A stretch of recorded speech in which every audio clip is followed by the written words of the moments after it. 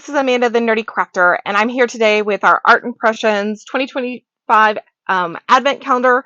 I had some requests for some close-ups of the cards that I've been creating, so I decided to come here today and show you cards 1 through 8.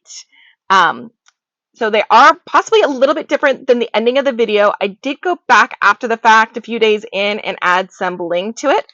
So I'm also doing an Advent Calendar for Craft Buddy.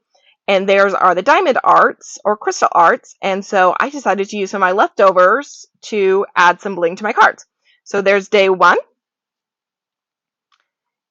day 2, day 3, day 4, day 5, and this one has a light up element from Pear Blossom Press. Absolutely gorgeous. Day 6,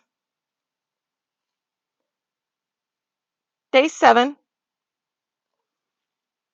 and day 8.